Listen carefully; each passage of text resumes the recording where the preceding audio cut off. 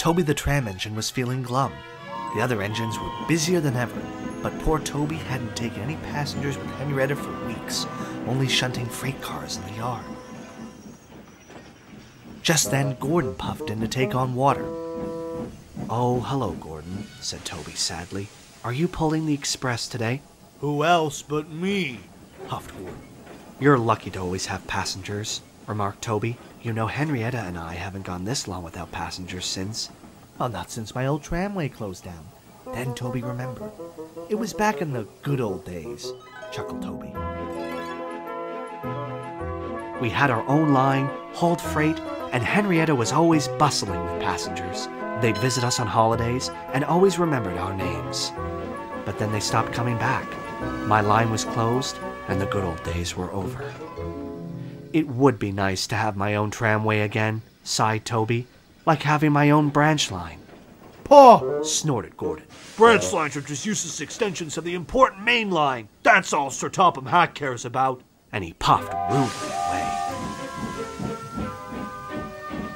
Just then, Thomas puffed in with some freight cars. He saw Toby, looking dismayed.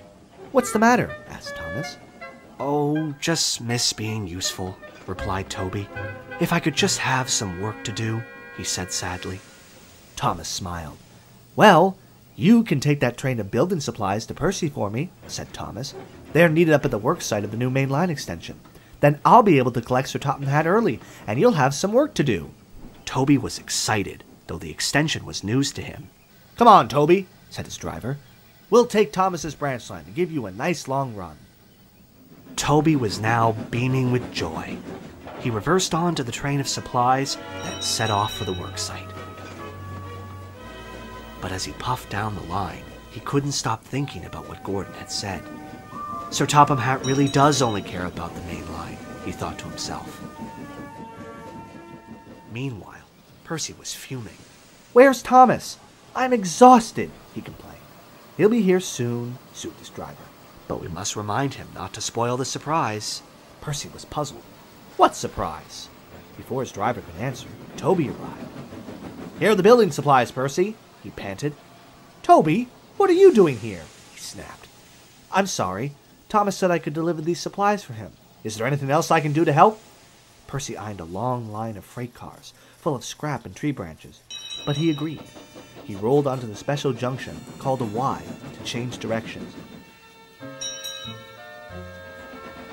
He then buffered up to the heavy train and was on his way. Soon Toby was pushing the heavy train of freight cars up a big hill. He made a tremendous effort, but just as he reached the top, the weight of the cars became too much for him.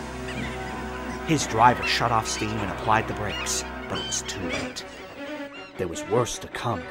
As Toby thundered toward the worksite, he saw Percy dead ahead on his track. "Look out, Percy!" cried Toby.